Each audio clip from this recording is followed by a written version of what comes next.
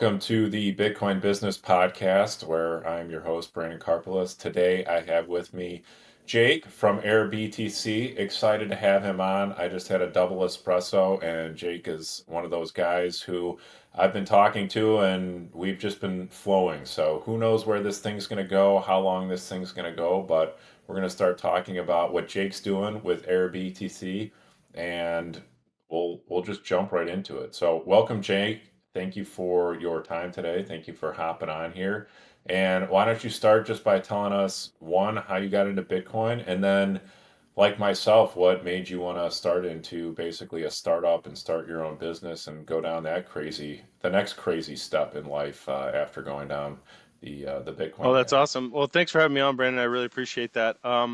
Yeah, I got involved in Bitcoin in 2017, dipping my toes in the water. Previously hearing about it in 2011, and I had my woes about what it was being used for and why people would need it in the future. I guess I didn't take a deep enough dive then, or we'd probably be having a much different conversation right now. But yeah, so I was always very intrigued in economics and central banking and how they oppress the people through the monetary system.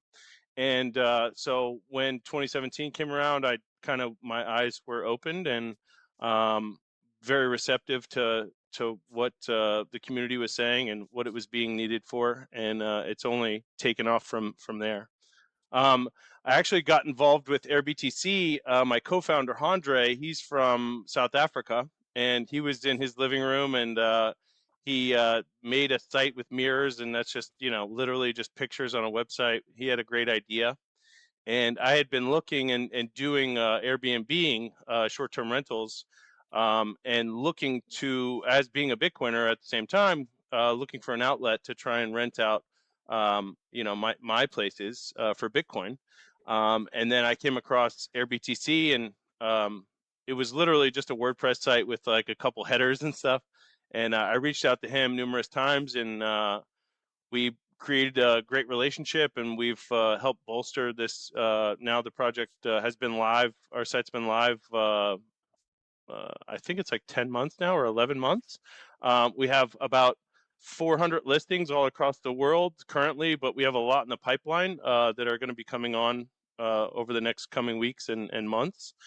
We have about 3,000 users or accounts that have been created on our site. And we're literally doing this bootstrapping this ourselves. So it's kind of a slower process than normal tech companies, right?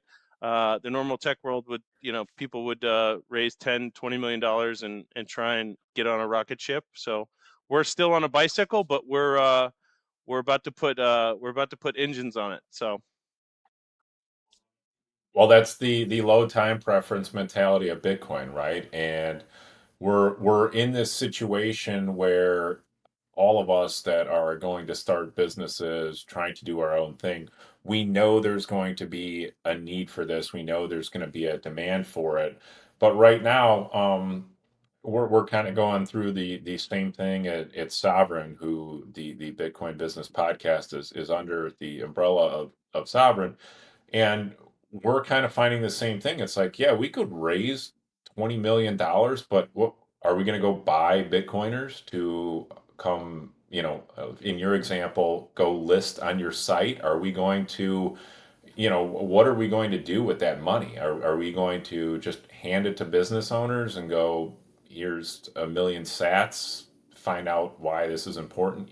So it's it is the super low time preference where you're building a business almost for demand that is going to be coming. At the same time, there is some demand now, and it's one of those things where some huge war chest of money isn't even necessarily the best thing that could happen to your company. So I don't know if you've felt the same way, experienced the same thing, but certainly something as I've jumped into this startup and in the Bitcoin world where really educating people and getting people to understand Bitcoin is kind of the first step to all of this stuff taking off. Yeah, I completely agree. And I think it's inherently difficult for Bitcoin businesses to be successful in the early days because A, we don't have a large marketing budget, and B, it's really hard to get Bitcoiners on board, right? So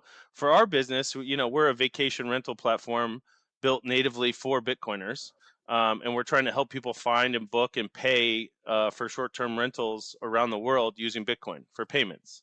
So this hurdle that we have is having Bitcoiners actually spending their Bitcoin.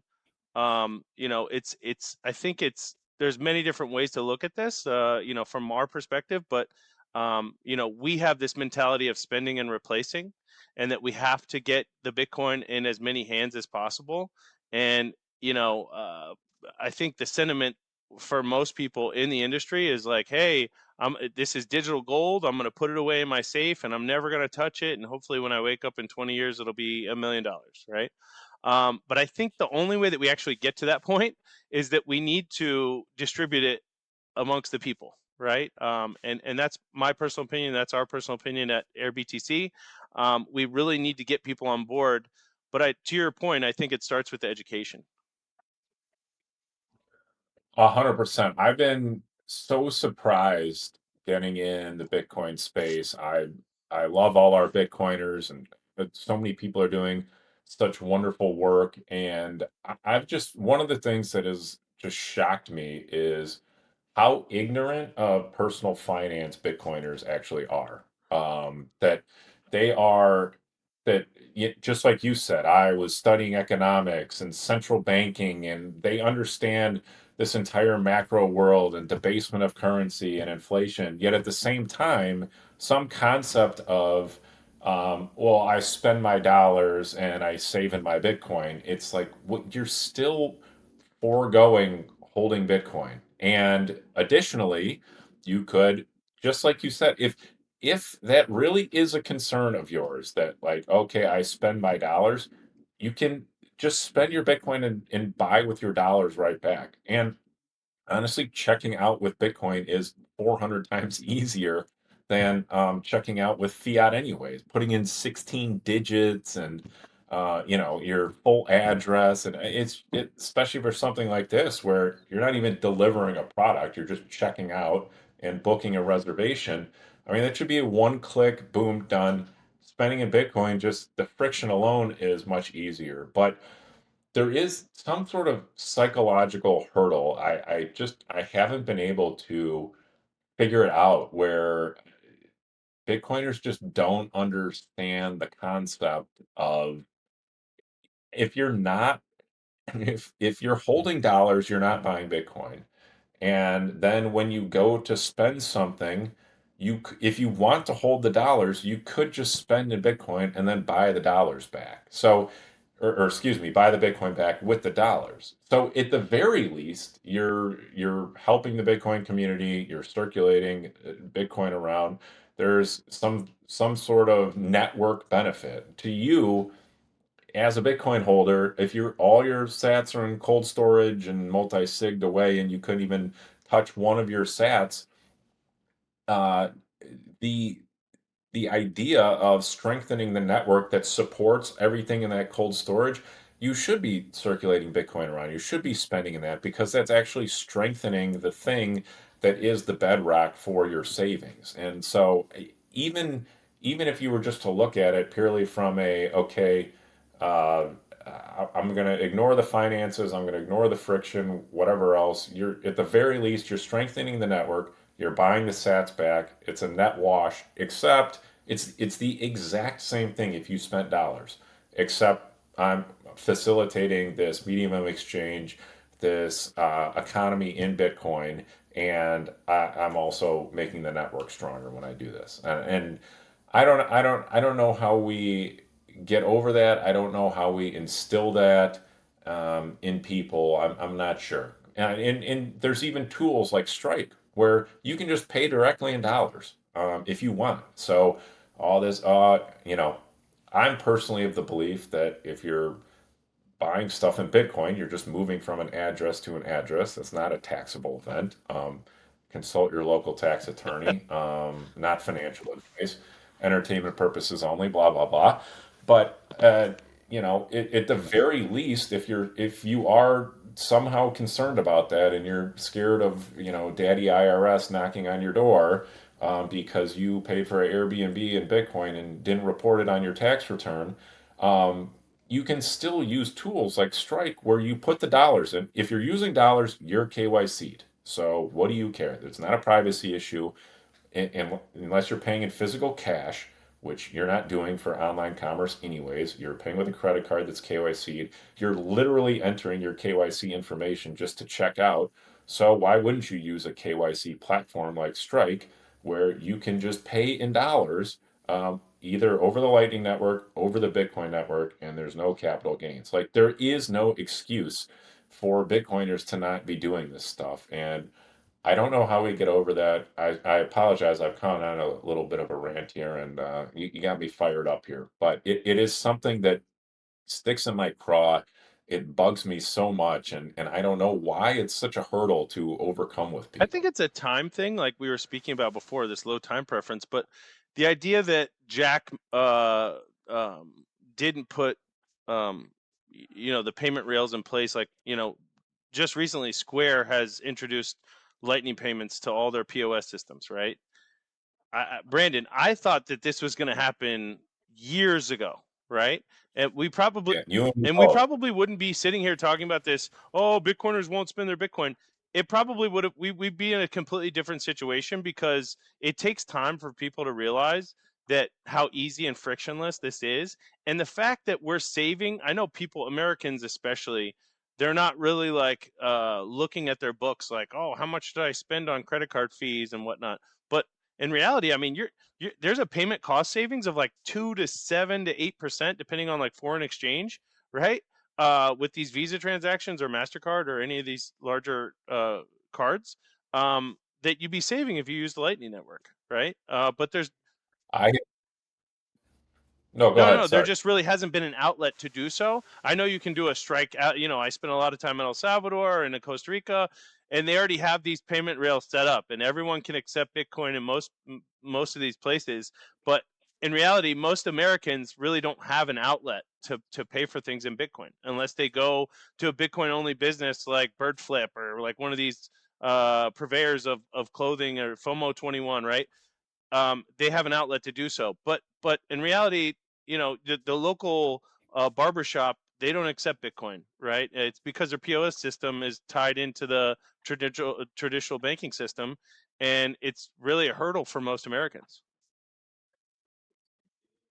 It is, and that is I hope this Square news is great and it enables uh, merchants to be able to just sort of have a super easy toggle switch. I mean, if I was Square, I would force it on, and you have to turn it off as an option.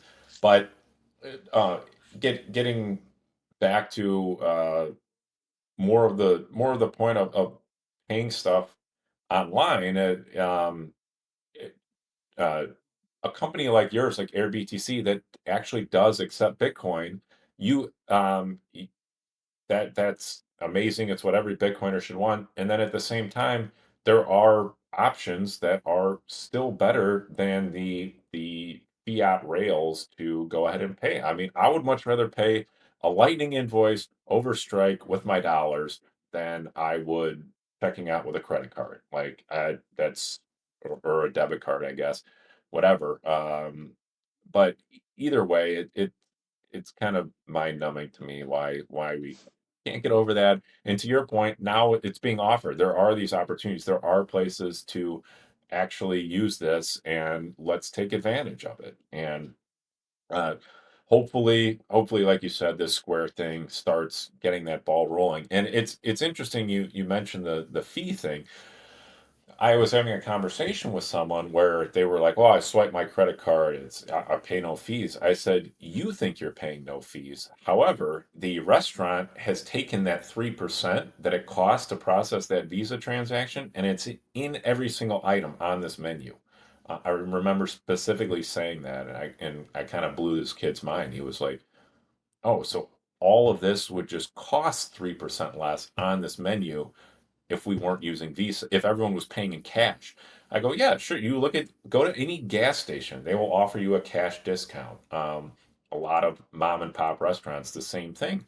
I mean, they're saving on that. There's a reason they're going to mark the price down for you because of that. And it's like, yeah, sure, your $17 restaurant, your meal, 3% doesn't seem like a lot, but over the course of a year, I mean, you're spending 10, 20, 30, 40,000, whatever the number is. And that's a lot of money that starts to add up that you could just be saving by getting prices down as well.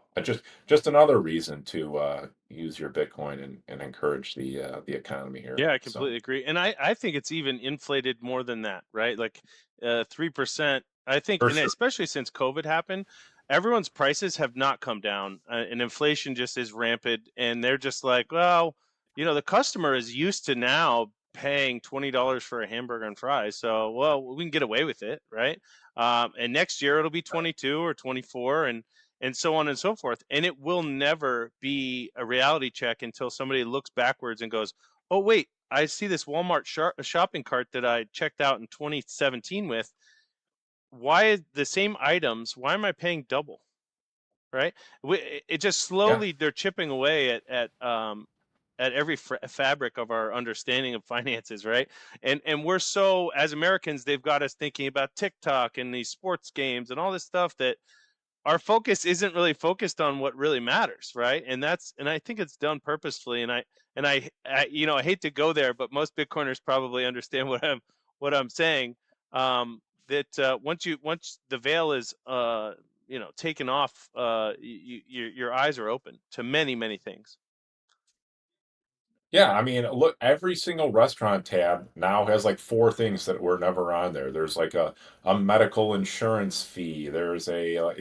I mean, some of these places are just throwing the tip on there. Like that's not a tip. That's just a fee. I mean, it's completely ridiculous. Like a tip is supposed to be optional. You don't, I mean, if the service was poor, uh, you're gonna tip less, or maybe if it was really poor, not at all. Like you can't just force it into the bill. That's a fee. And I mean, what are you gonna do? Are you really gonna be that guy? It's like, oh, I just had a 90-minute dinner with my wife and kids, and I'm gonna sit here and argue with the waitress about this, 4% tax. Like, one, you're gonna be called, the worst person on the planet. Like, you're gonna be called Ebenezer Scrooge, and then it's like, do I really want to spend 15 minutes haggling with these people to get 3% taken off the tab? And it's this just insidious, like you're saying, just layering on of just more and more and more crap on there. Anyways, um, back to Airbtc. So you guys said you're 400 listings, and how many countries are you in right We're now? in a lot of countries, but our main focus is like El Salvador, Costa Rica, Colombia, Dominican Republic, Madeira, South Africa. There's these really large opportunities for growth, and it's because of these circular economies that keep popping up. And we're going to be on the back of many of these communities as they start up, because we see this, from an education perspective, right? You create a circular economy, and you get all of these people involved, i.e., vendors, and the tire guy and the lady who's selling fruit, and you get all these people to start accepting Bitcoin. Now, here's the thing: if you bring someone into your community through Airbtc, right, and you have a place for them to stay, and they're going to go there with their family. I know you have family too, Brandon. When I go on vacation, I set up shop. I go, okay, we have to go to dinner, we have to get this, we have to get that, we might have to get medical supplies, whatever it is. If the optionality is that you can actually spend your Bitcoin while doing all of these tasks, that's the true circular economy, right? That's when we get to a point where it's not just the tire guy trading with the mango guy, it's the guy from Iowa who's taking a vacation with his family, and he's inserting his capital into this circular economy, only bolstering it and making it more strong, because most of those sats are going to stay within that circle, right? Yeah, and it just makes things so much easier when you can pay in Bitcoin too. I mean, just we're getting ready to. I'm going to be speaking at BTC Prague. This will probably get released after I'm speaking there, but we're headed out tomorrow um, to Vienna to do some sightseeing beforehand and just enjoy a little bit before the conference. Just the amount of financial things you have to plan for. Like, okay, I got to take out cash. Well, now I got to go get euros. Where am I gonna? Do I want to exchange over there? Do I just want to take out from the ATM? There's all these things. Oh, am I going to bring my checkbook in case of emergency? Like, or am I going to just take out a whole bunch of extra cash in case of just all this lunacy that you have to think about, plan around, and deal with, as opposed to I could just load up my Lightning wallet and go over, or load up a something like Blue Wallet or Moon, and have coin on chain just in case of emergency, or it just makes things so much easier when you're able to travel, go somewhere, and then know you're just going to be able to use one money that you prepared for the whole time. And I, I can't wait until that's just the standard and the ease of use. And to your point, I mean that to me is an attractive option for a place to go on vacation. I So completely agree. And with these back to Airbtc, when we talk about these foreign exchange fees and all these things that you go through, the industry standard for booking fees, when you're going to go rent an Airbnb or a booking.com place or whatever, it's somewhere in the neighborhood of like 18 to 24%. And you don't see it, just like that kid who's like, I don't see the burger, I don't see the 3% in the burger price. It's because it's on the other end of the transaction for the majority of that. And obviously they've listened to some of their customers, and you can see in some of the pricing now that they've changed this all-in model where you can see everything up front.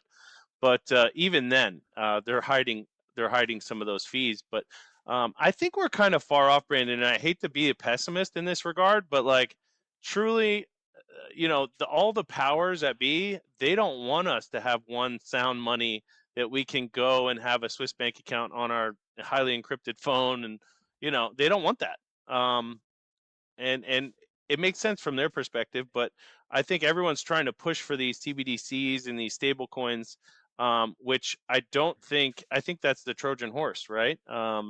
And that's where you get into massive control. I love the Lightning Network. I love on-chain as well, but Lightning is cool because it's just so there's it's so the ease of use is there, right? The idea is that we it's just need to get amazing. everyone on board, right?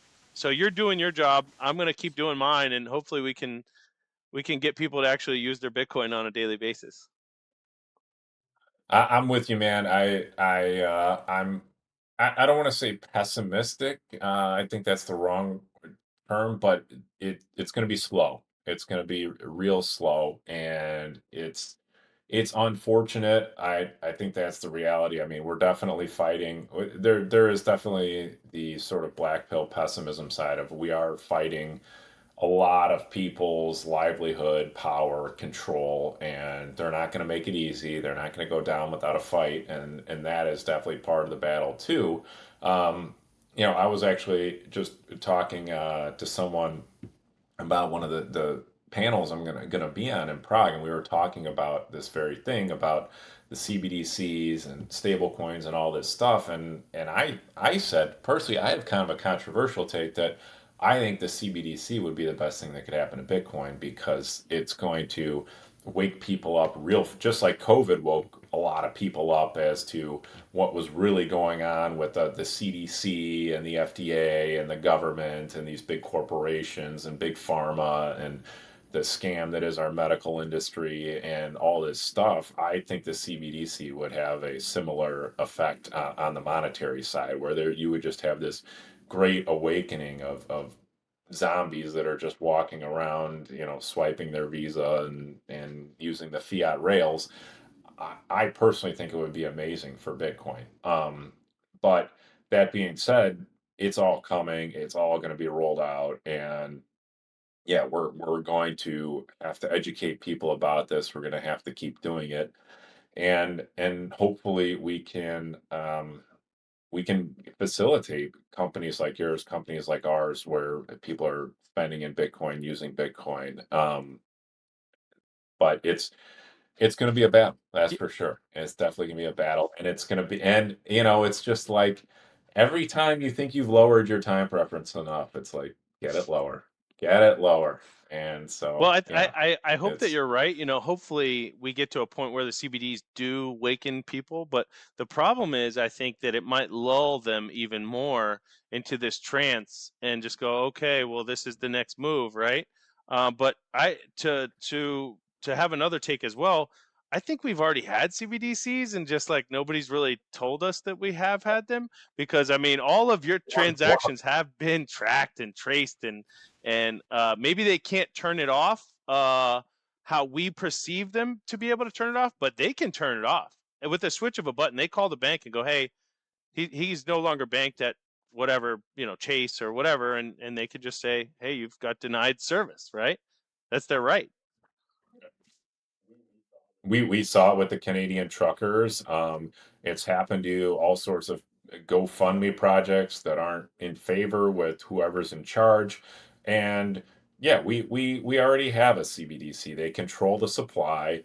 They can determine who spends it, where they spend it. They're just like pseudo benevolent overlords of the system already. They're not as punishing as China. They're a little more lenient, but there's people they just don't let transact. As I said, they control the supply. They control the price of money.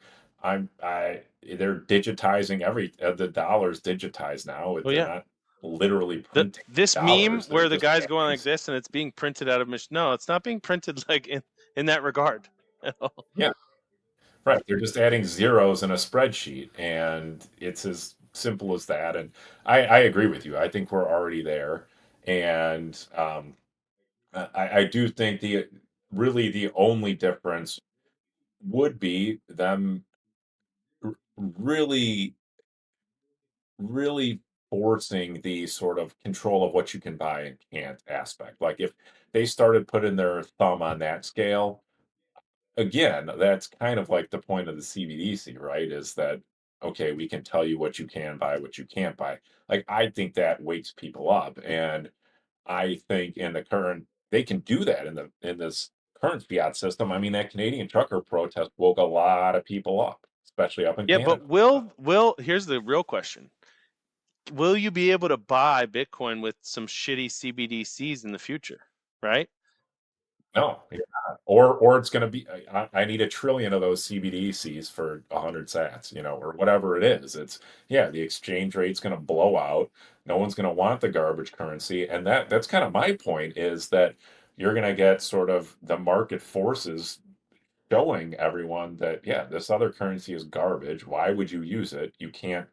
It's someone else is determining what you can or can't do. Meanwhile, here's this other thing you can just transact directly with the person accepting it, and we're done. Yeah, that's why I. And No, go ahead. No, no, no, sorry, no. You go ahead. you go. Sorry.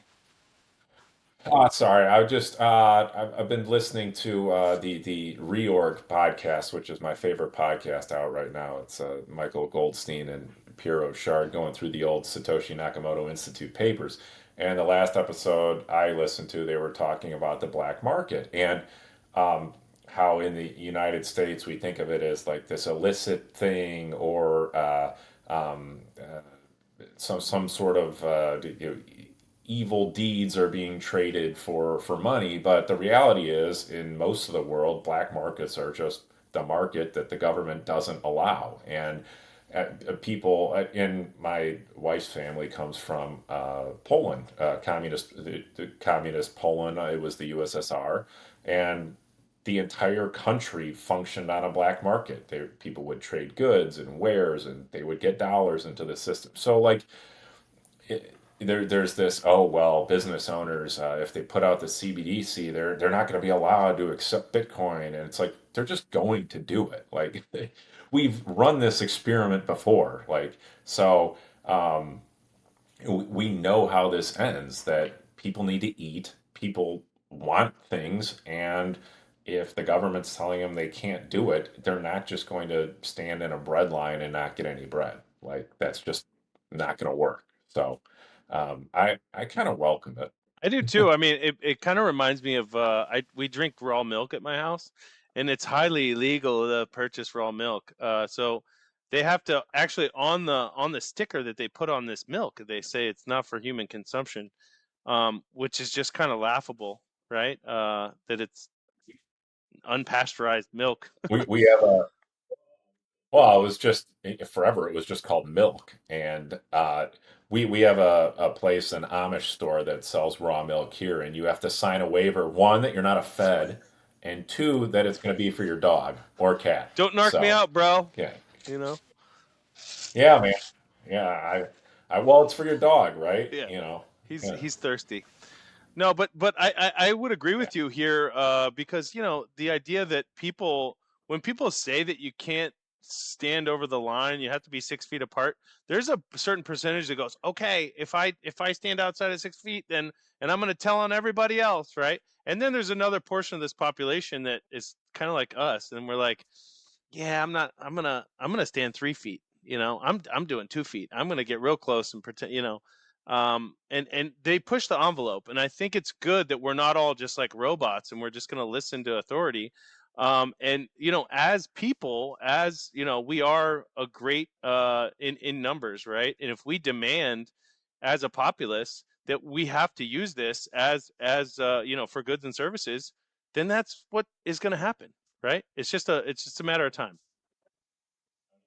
I mean, that was part of the conversation again that I was having this morning. I said the best thing we can do for Bitcoin to push back against all the tyranny and the bureaucracy and the legislation is just get more of us using it and just saying we're done. We're just going to use this, and we're so decentralized. We're adding more moles to the whack-a-mole every single day, and you're just going to have to deal with it. And that getting back to the first part of our conversation, that's exactly what you guys are doing. That's exactly what we're trying to help businesses not only adopt Bitcoin as a savings vehicle and a capital vehicle for longer term projects and that sort of thing, but also to integrate payments into it.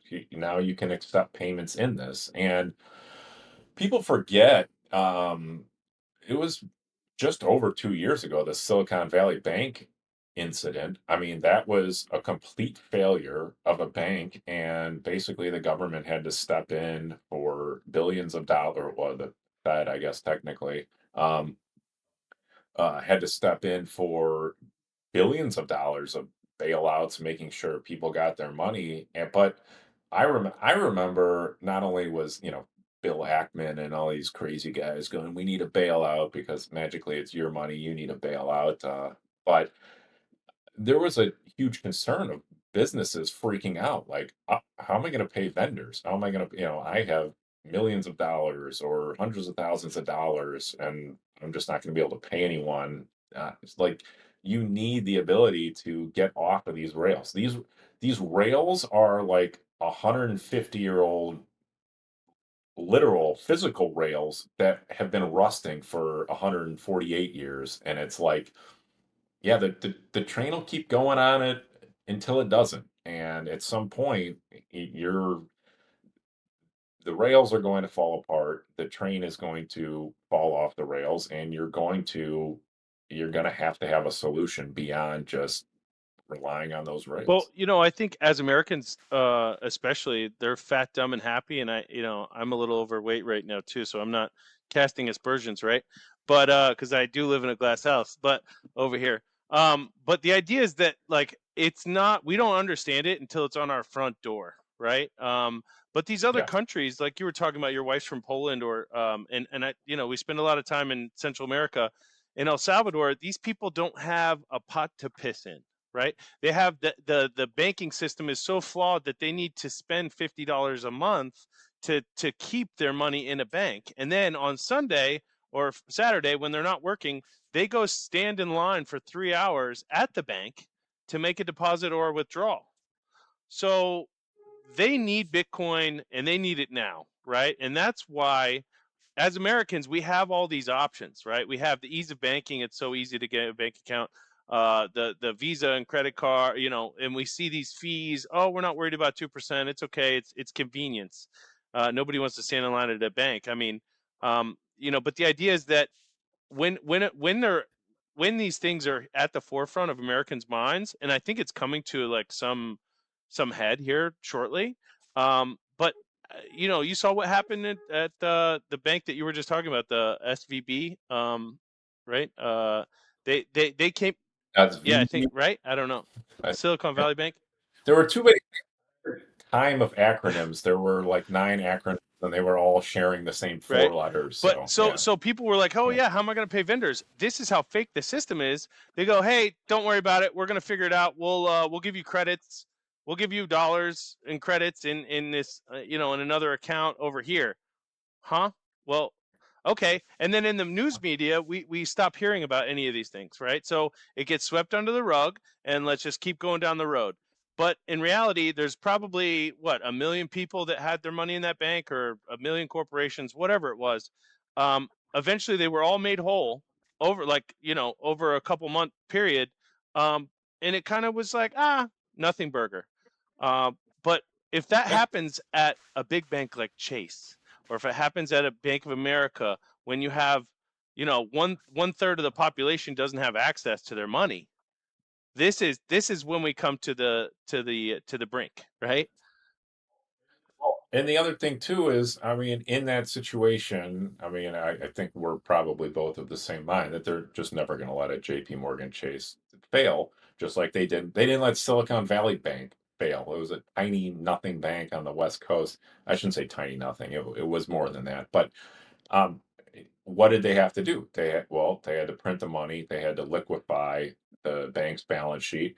If they do the same thing at JP Morgan, they're just debasing your dollars anyways. So to the extent you're holding any dollars, okay, maybe your payment rails still function. Maybe you can still get your Netflix subscription, but all your money's just been the value's been cut in half or cut in a third or whatever the number is. And that's what, to your point, you're talking about these people in Costa Rica, Dominican Republic, et cetera, et cetera. My uncle's from Argentina. Oh, I told him about Bitcoin. He got it right away. He goes, "Oh yeah, they've like reset the money 7 times in my lifetime, you know." And so you might as well get it for no other reason that if and when the bailouts come, that even if you can still access the system, you're still protecting your purchasing power. But 100%. anyways, to Airbtc. So I'm curious. What percentage of people on your site would you say are new users, and then how many are repeat users? And I'm just So curious. we don't have a lot of transactions actually taking place. There's a lot of people that want to come and look and compare pricing and see what we're doing. And I would say the majority of the people that are actually using our service are like OG Bitcoiners and people who actually care about the success of the network, right?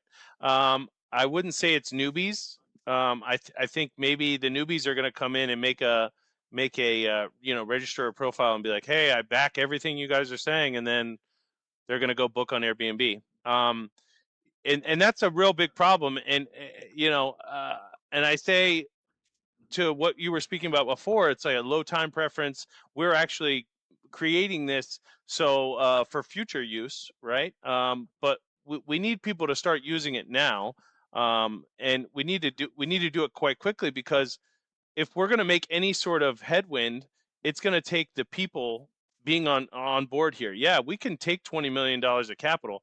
It's not going to buy Bitcoiners to take vacations. I mean, Bitcoiners are taking vacations every year. I mean, this is the summer. This is the height of the season, right? Um, Yep. we should be getting droves of people who want or are interested in booking with us.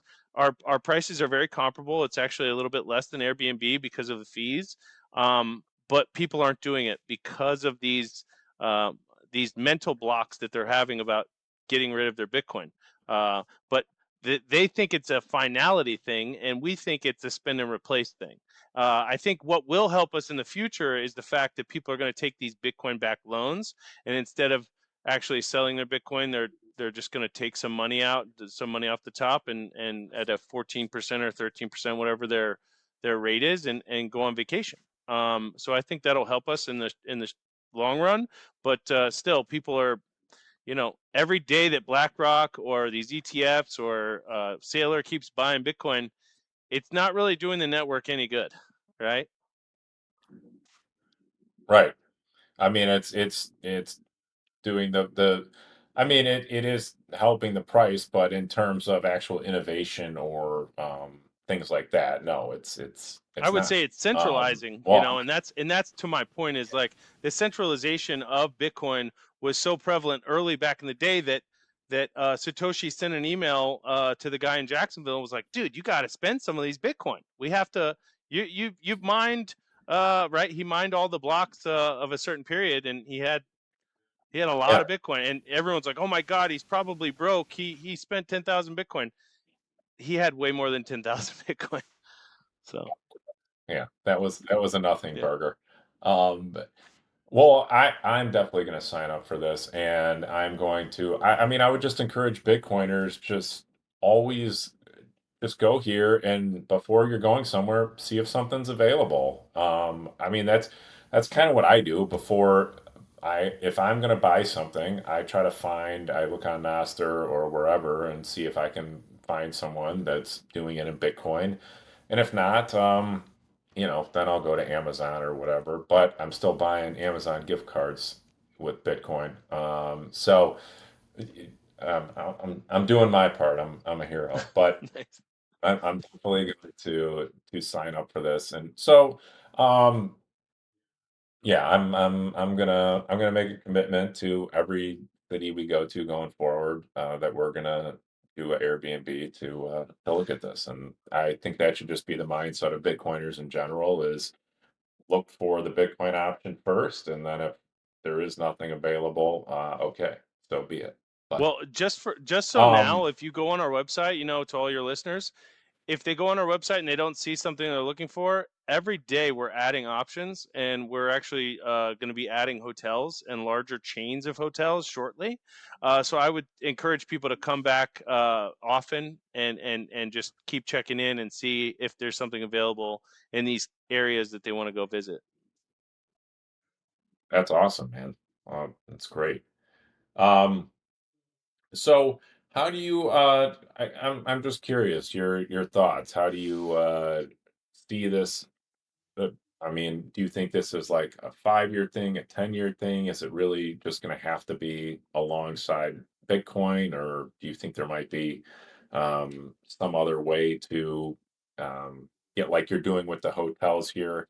I mean, I don't know what the setup is, but maybe they're taking fiat on the back end or something like that, but Yeah, we are Bitcoin only currently, and I think with time we're going to listen to our customers, and we want to be a profitable business. So if that means that we have to die on a hill, we really don't want to die, because then we're not doing anyone any good. So we're exploring all other options about payment rails and how all this would work. The business is built off of the Bitcoin network, and we want to stay true to that. But we also want to listen to our customers, and if they're not willing to get on board, then we have to make some minor adjustments. And I guess only time will tell what that will produce. But for us, we do have a low time preference, but I would encourage everyone to, and it's not just Airbtc. It's like your local, if you go on BTC Maps, or your local meetups, and you just find people who want to do business in Bitcoin. And there's a barber that goes to our meetups, right? And he's like, "Man, I'll give people a discount if they come." And I think that's so amazing. And I think that's what it's about. It's not about BlackRock and these big conglomerates buying up all the Bitcoin and centralizing everything. It's about people actually utilizing the network how it was intended to be utilized. And hopefully with enough grassroots, we can get people on board. And hopefully it doesn't take too long. But we don't have a very we do have a low time preference. So we're excited for the future. I mean, I couldn't agree more. I we get the Beef Initiative. Amazing. Everyone should be going to the beef initiative. I mean, there's just absolutely, if you're a vegetarian, I mean, I just, you can turn this off now. I don't know what you're doing. But if you're getting meat throughout the year, there's just almost all these places on the beef initiative just have some package where it's a freezer stuffer or a steak sampler or something like there's just no reason you shouldn't just go on buy, you know, you're going to eat it, so instead of going to Whole Foods and getting the $24 on sale grass-fed ribeye, you can just go get it for $9 from a local rancher, shake their hand, pay in Bitcoin. To me, it's just a no-brainer. There's no reason you shouldn't be doing these things, and I couldn't agree more. I would tonight is the Chicago Bit Devs, and we have a guy coming in who has eggs and maple syrup and lamb and all sorts of stuff, and other people have stuff available, and it's I love it. I look forward to it. I'm like, okay, awesome. I get to go get stuff I know super fresh. I know it came, the source it came from. I get to pay for it in Bitcoin and I get to take it home and it's going to be delicious. And there's just so, I mean, coffee, there's tons of places selling coffee for Bitcoin. Your beef, go to the beef initiative. Your local farmers market, you would be surprised. Just ask around. We have one here in Chicago, and I've got three places now that take Bitcoin. And guess what? I buy from them. I don't buy from the other places. And you can just simply ask, do you accept Bitcoin? And 98% of the time, you're going to get, maybe 99% of the time, you're going to get no or laughed at. But 2% of the time, 1% of the time, they'll say actually yes, and then another 5 to 10% of the time, they're going to be like, no, but I should tell me more about it. And so, But you're doing your part, just Brandon, yeah, right? Like this is what you're set out to do, and I do the same thing. When I'm yes, out in public, I espouse, everyone's like, "Oh, be humble, don't wear Bitcoin stuff and all that." It's like, "No, you should be a preacher. You should have that same understanding that the guy at church is like, "Hey, I'm a good guy at church on Sunday, but when I Wednesday when I'm at the whatever wherever he's at, he's talking about God." It's the same thing for us. We need to be trying to take over the planet. And if people don't want to listen, okay, fine. Talk to you 5 years from now. He's gonna be like, hey, that's the guy that told me I should have accepted Bitcoin. It's at $1 million now, right?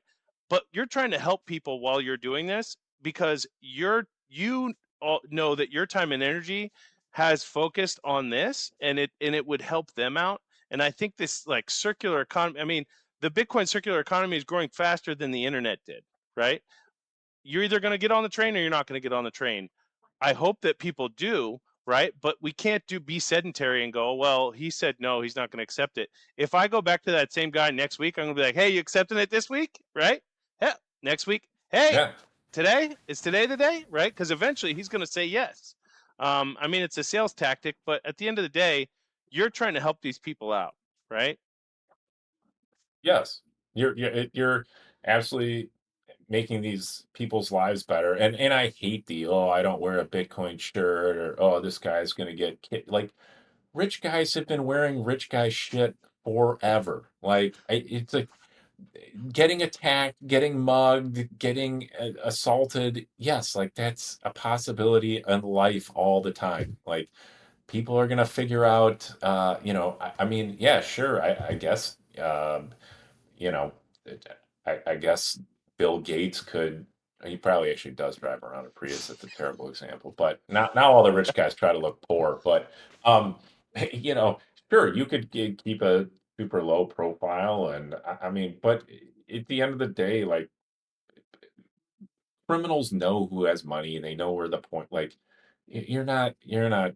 I mean, to me, it's just so ridiculous, this idea that like, oh, if you advertise Bitcoin, your kid's going to get thrown in a van or something. Like, I find it completely ridiculous. I think it's more of a fear tactic to sell certain products, but that's a different story. Uh, but to your point, yeah, you are helping these people out. You are getting the money into the economy, and then ultimately, that's what we're trying to do here is get businesses to start accepting this, to start taking it, so we can start using it there, and just ask. I mean, it's I don't know. Maybe I'm more of an extrovert and it's not a big deal for me, but just hey, do you accept Bitcoin? I mean, what's the worst they're gonna say? No.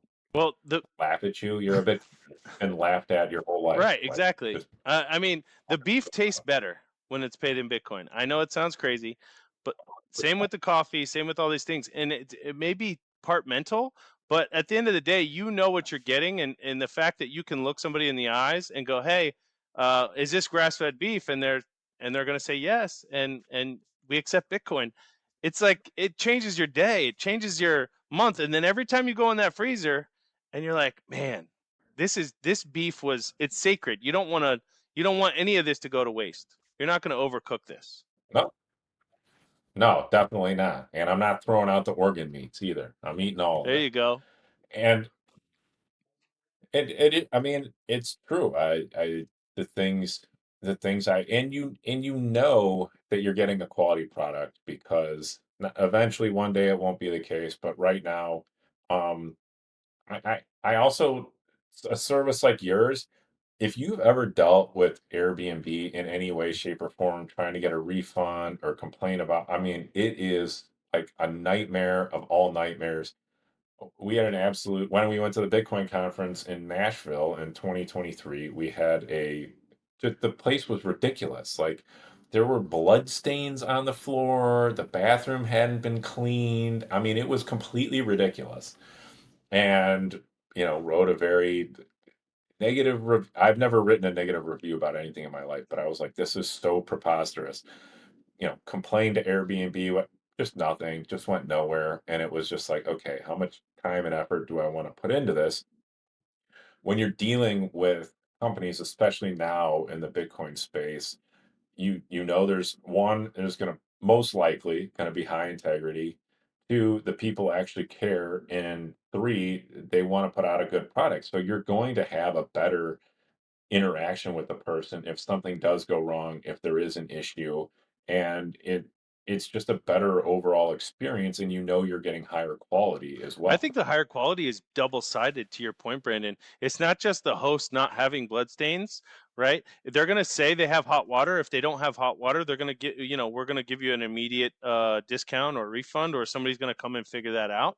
But on the other end, as the guest, if you're a Bitcoiner, you have high integrity, right? If for the majority of us, I'm not going to say all of us. Obviously, there's some Yeah, shitcoinery happening within our industry, which brings more shit starters, I should say. For the majority of the guests, they're not going to leave your place in shambles. They're going to respect it as it's their own, right? And I think that as we go through this journey together and get more Bitcoiners involved, we're going to find out that we have a lot more in common than maybe we don't agree 100% politically on who should be the president or what rights people should have or don't have, but we at least agree on this huge part of the understanding that Bitcoin should be used as not only as a store of value, but you should use it in your everyday life. So I think that brings along these values that will respect your property as their own. I couldn't agree more, and I hope that that ethos continues throughout time. I do think we are in kind of a unique period of time where the people that find Bitcoin have a lower time preference, and I mean, lower time preference means you have better values. I'm sorry, it's just true. They go hand in hand, and um, even the Bitcoiners that are the grifters or the shitcoiners or whatever, those are ultimately just high time preference people. At the end of the day, they don't have low time preference. They may own Bitcoin, but they have high time preference, and it, fortunately, Bitcoin is kind of a self-selecting group where 95% of the people that are Bitcoiners today do have low time preference. But that to your point, it just makes for a better experience, a better customer interaction, and you also build relationships. And I have a subscription to with Ben Justman from Peony Lane. I have a great relationship with him. I talk to him about when the subscriptions are coming out, what's coming. I have a great relationship with my beef guy. I send him pictures. I have some other folks we're going to have on the podcast later that I talk to on Noster and like, hey, when's your next product of this coming out? Hey, I have a birthday coming up. I'd like to get this. Is something available? I talked to the guys at Crypto Cloaks at the conference this year, and I told them they should make a cigar ashtray. They're like, "We'll have that."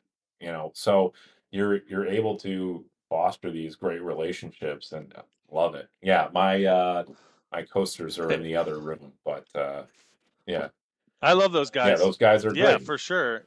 They're they're fantastic, and it's just an overall better experience. And I getting back to the first thing we talked about Bitcoiners spending sats. I think there's a not to get all woo woo out there, but I think there's a deeper connection created between the customer and the seller when you're actually paying in Bitcoin, and like that's your medium of exchange. I think there's a a stronger bond that's formed beyond just a transaction.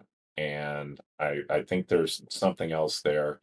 I don't know. I haven't put much thought into this. I'm kind of just thinking on the fly here, but I do think it creates stronger relationships of when your values are aligned and when you're actually paying in Bitcoin. The transaction means more. Um, I agree. And I think we live in this digital world, and we've been, my wife works from home, right? And we've lost connection in many ways and shape and form of our life. And even Bitcoin can drive that in both directions, right? We can continue to let these large conglomerates buy up all the Bitcoin and put it on in cold storage and never meet with each other, or we can get, into our local meetups or go to a conference or meet people in person. I think that's a big part of this. The people is what makes the change. It's not the ones and zeros, right? There's a human element that just is the differentiating factor in the growth of this circular economy, and how they can just pop up out of nowhere. It's not because a computer or AI wants there to be a circular economy in Dominican Republic. It's because the people demand it. They want it. They need it, right? And it's you know there's a human element that is just unmatched to Airbnb. You get on an Airbnb or a booking.com or hotels.com or whatever, you make your booking, you never even talk to someone, and that's okay. That's great. I love that it's easy, the ease of transaction, but at the end of the day, if there is a human connection, I know many of our Airbtcs, there's a host that's going to greet you when you get there, and they're going to say, "Hey, my name's Joe, and if there's any problems, don't hesitate to reach out to me." Right? And that is missing in with this traditional world that we've lived in for such a long time. And it used to be that way. It used to be this transactional barter system where you're talking about all the friend with the beef and the guy with the corn. Hey, let's get together. I'll give you some of this. You give me some of that, and there's no middleman. We're taking out the middleman, and that's a broad spectrum. But I think Bitcoin fixes so many of these issues, and I think the human element is a key factor in it. there's no doubt about it. I mean, that ultimately the people, the powers that be, are trying to make people feel isolated and get themselves out of communities so that they rely on the state as their community, and that your allegiance to the state is your community. And it's not an accident. They've been brainwashing kids in public schools for over 100 years to this exact end, to make sure that that outcome is effectuated. And what we're doing at Sovereign, kind of people ask me, what do you guys do? I said, ultimately, we try to the the process is we want to educate a business about Bitcoin, help them secure it, and then help them integrate it into their business. I said, but beyond that, I said that's kind of the basic starting steps, one, two, three. I said then we want to get into a situation where we're helping you plan long-term planning with Bitcoin. Now you have this low time preference capital asset. How do we incorporate that in your business? And then lastly, sort of the hope and the goal and the thing I'm really excited about, other than just getting Bitcoin into the hands of business owners, is how it changes the culture of the company. How you start affecting people as they're more committed to your business, that they want to be there with you as a business owner, that it's, oh, you actually care about me as an employee.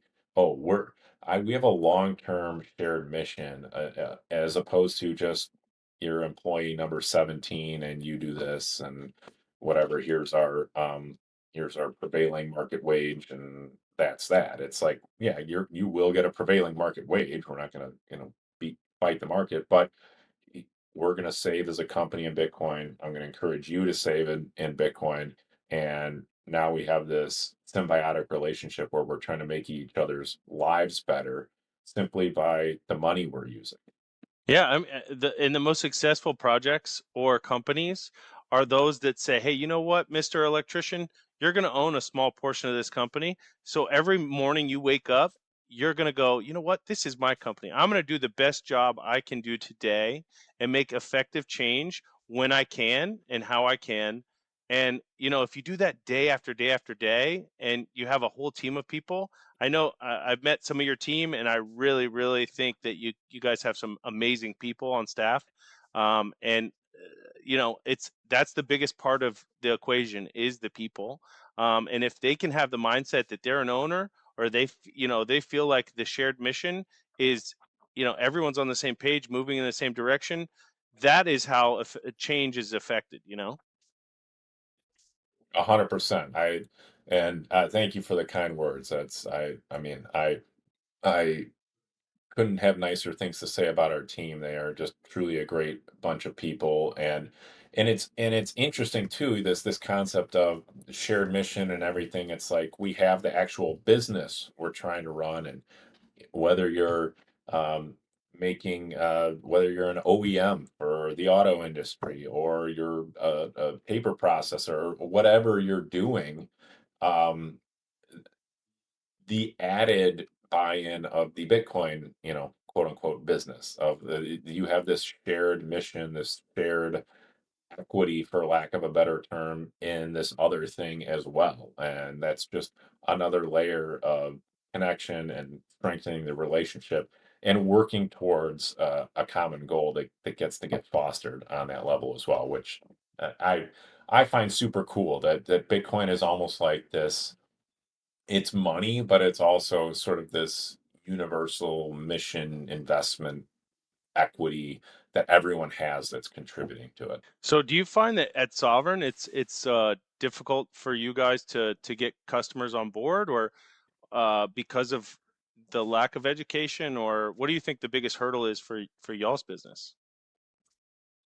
So, I mean, we are so new. I mean, we're truly 60 days really into our real launch. We technically launched back in November, but we didn't really, get out there and start doing everything full team on board and getting out there.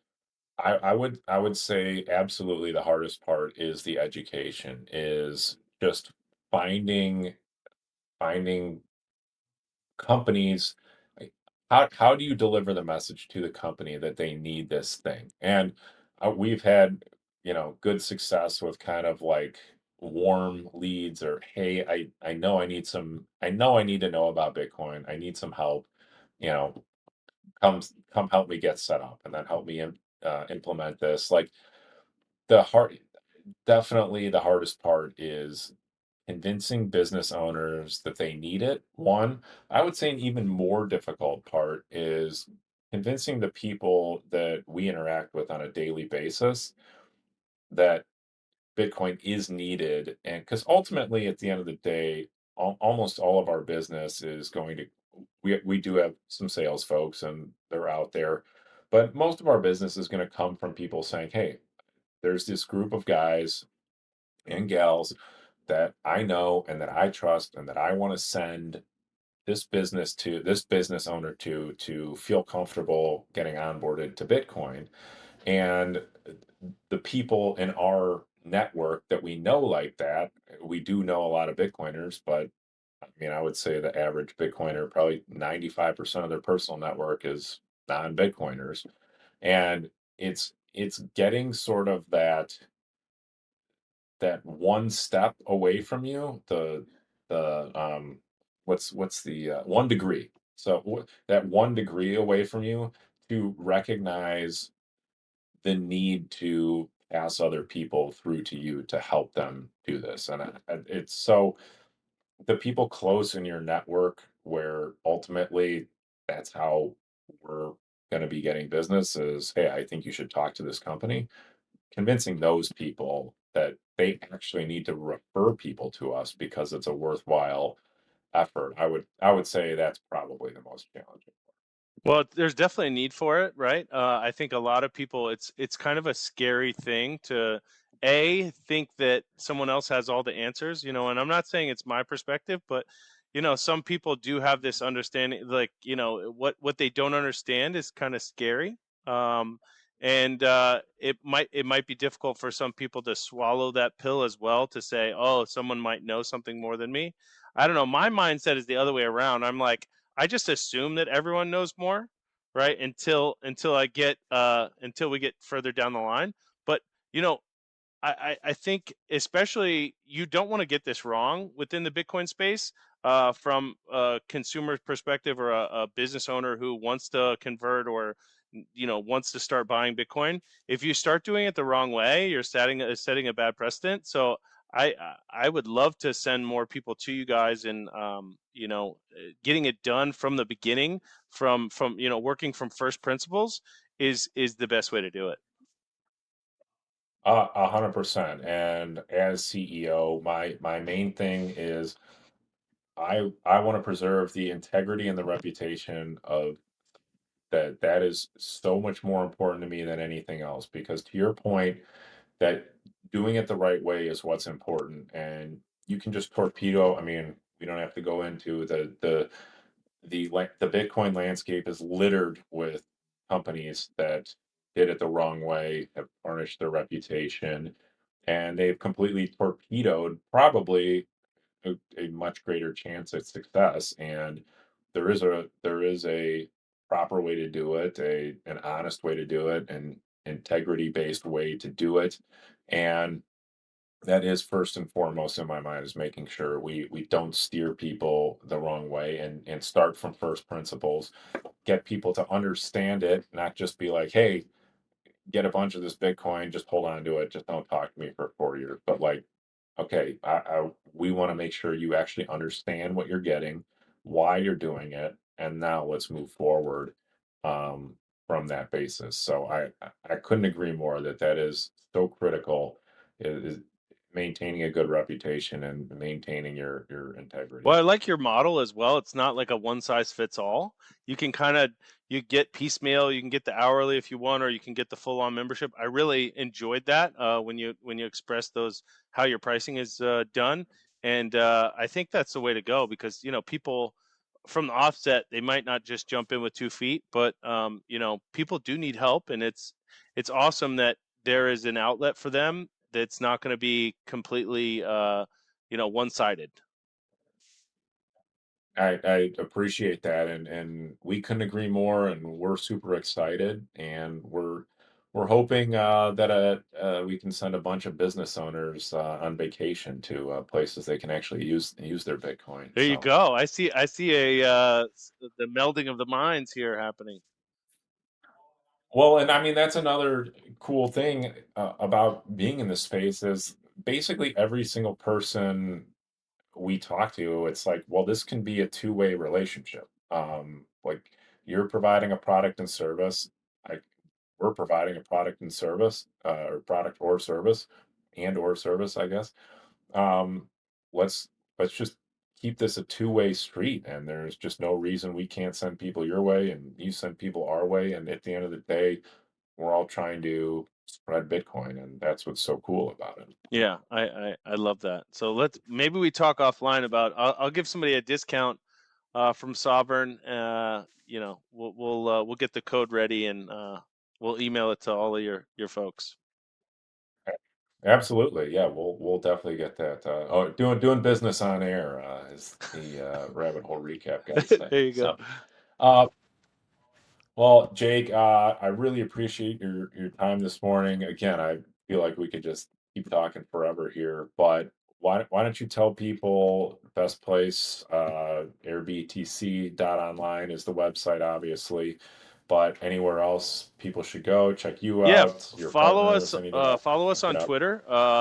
And or X. I'm sorry, I'm still stuck in the past. But it's Yeah. at AirBTC. And we're on Nostr as well. We're trying to do some fun stuff here in the future. Possibly get a Nostr integration and MPub, and we have a lot of cool things in the future that we're going to be taking on, and we think Nostr can play a huge role in this. I think currently Nostr is kind of like this echo chamber, and I know we were kind of wrapping up our talk, but I think the more people we get on Nostr, the better, and get that signal strong. But yeah, please follow us on X, and we have some dank memes, as the kids say.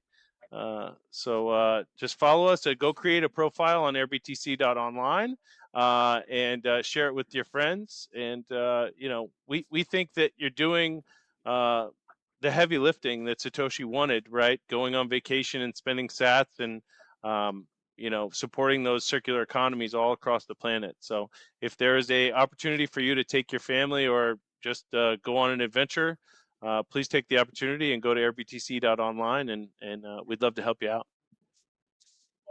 Love it. I am 100% signing up for this today. Going to get a profile. So, Jake, really thank you for your time. As always, you can follow the official Sovereign account, SOVREIGN, over on X. Or LinkedIn is another spot. I am in charge of the official Sovereign account on Nostr. I just do a terrible job of maintaining it. I always say I really gain a new appreciation for people that are good at social media because I suck at it. It's hard. And I do love Nostr. I do love Nostr. I'm plebe anon on there if anyone wants to check out my personal profile. I think again, I like I said, we could talk forever here. We could go down the Nostr rabbit hole and talk about that. I think there's so much integration to come on that. I mean, we're already seeing tools like Flash come out, and we're hooked up with Pierre and the guys over there. Can't wait to integrate that into businesses. Like, here's a super easy way to connect to Lightning, and it's all done over the Nostr protocol. I mean, to me, they were just scratching the surface.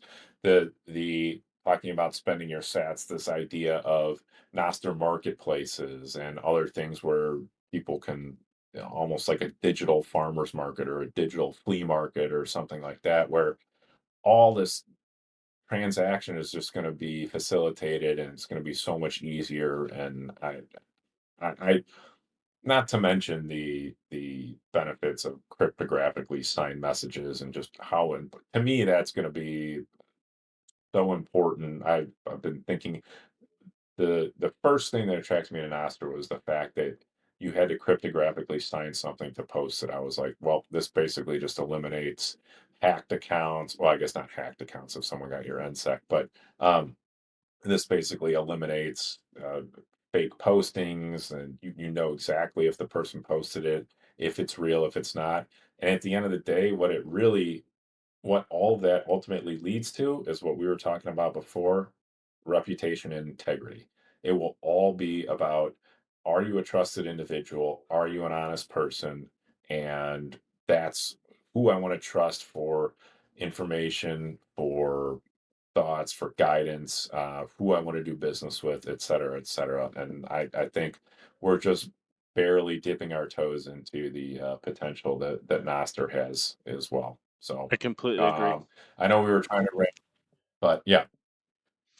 Um, Jake, thank you so much again. Like I said, I'm going to be signing up. Hope everyone else will go sign up as well. And really look forward to staying in touch and watching you guys grow. And hopefully, we can be growing alongside you here and just a couple of Bitcoin businesses growing in this ever growing ecosystem. Awesome. I'd love to do it again too, Brandon. We'll give you an update in 6 months or something.